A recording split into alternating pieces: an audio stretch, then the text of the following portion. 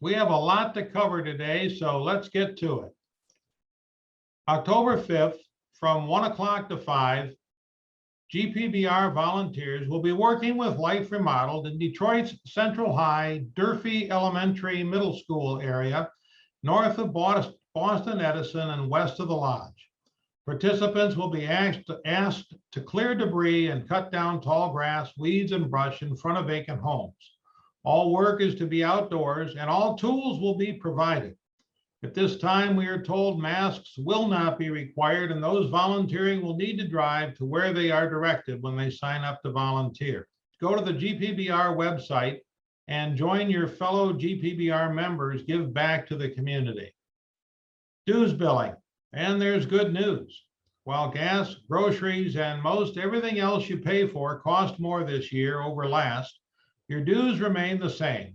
So even while NAR, Michigan Realtors, and the GPBR have continued to add services, there's no increase to go along with them. For those who are curious, the chart behind me shows where the money goes, with GPBR retaining a little more than 25% of what you pay. Invoices go out October 1st. Those who want to take the appropriate deductions this year need to pay before December 31st. For those wishing to pay in 2022 so they can take the deductions in that year, you have until January 14th of 2022 to make those payments. Market data. As you can see, 2021 continues to lag 2020 by a small percentage, but is well ahead of 2019. This trend is expected to continue through the rest of the year, with sales expected to stay strong as demand remains high. And while the bidding wars we saw meant some buyers decided to sit it out until things calm down, you may wish to invite them back into the market to start searching again, as the near hysteria of a few months ago has subsided. Last week, I mentioned seasonality in passing. Today, I want to attempt to at least provide some insight into what it is. Seasonality is when you take each month's contribution to the total and turn it into a percentage. In real estate, there is seasonality in closed sales, pending sales, and new listings. Knowing what they are in your market is critical. However, when developing the seasonality of your market, use several years so you can develop an average. For example, 2017 through 2019 were relatively similar in their seasonality, which allows you to develop an average.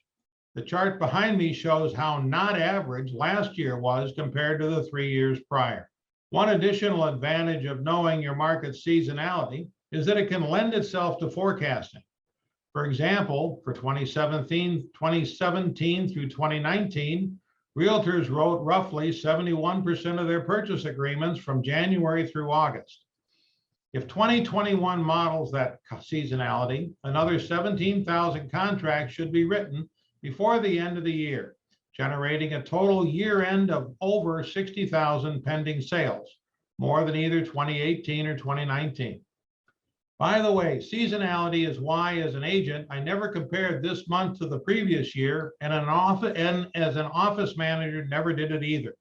Instead, I only compared the month to the same month in the prior year. Obviously, this would be unwise if done for 2020, which is another benefit of knowing your market's seasonality. Finally, I want to briefly review the calendar for the remainder of the year.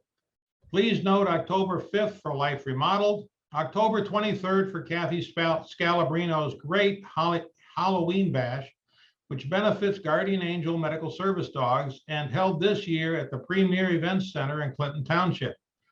Also note our annual meeting on November 3rd and our installation reception December 8th. Details on all these events can be found at gpbr.com. By the way, we are hoping to be able to release these videos on Wednesday going forward, and I'm going to follow a format like what you have seen if I can make sure they work properly. So that's it until next week. Be productive, successful, and profitable, and stay safe. Thank you.